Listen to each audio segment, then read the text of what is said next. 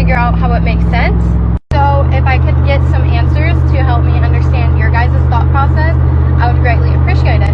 Question 1. If the government truly cares about us and our well-being, and that's why this vaccine is free, how come other things aren't free that keep us alive? Like insulin, chemo, EpiPens, those things are all very essential, and they cost an arm and a leg. People have to pay ridiculous amounts of money for those. So how come the COVID vaccine is different? I hear this argument a lot when I say, why do I need to get vaccinated if you're vaccinated? If you have the vaccine, aren't you safe? The response I get is, well, just because I'm vaccinated doesn't mean I can't get it. I can still get COVID. It just lessens my symptoms. And to that I respond, then why do I need the vaccine?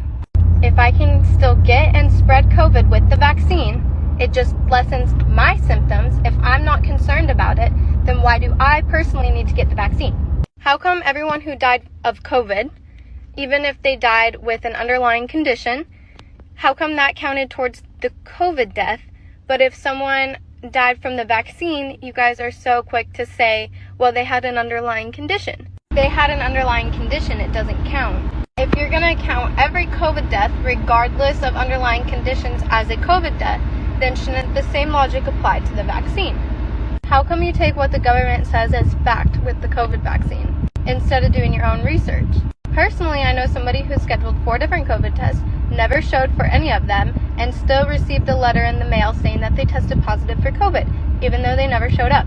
Those 4 COVID cases counted towards the COVID cases in the county, even though she didn't have COVID and she didn't even go to the test. So with that kind of stuff taking place, why do you believe everything that the government says or the news says? Because clearly it's not correct. In an interview, Biden said that it's important and essential that people between the ages of, I think it was 16 and 20 something, that they get the vaccine. Why is that the target age group? That age group has the highest rate of survival from COVID, 99.9% survival rate.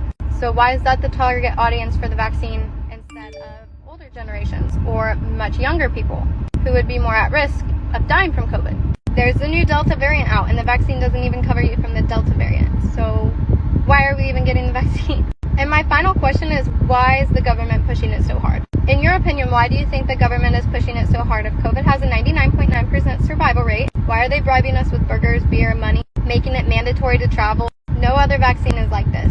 So what's the difference here? Please ditch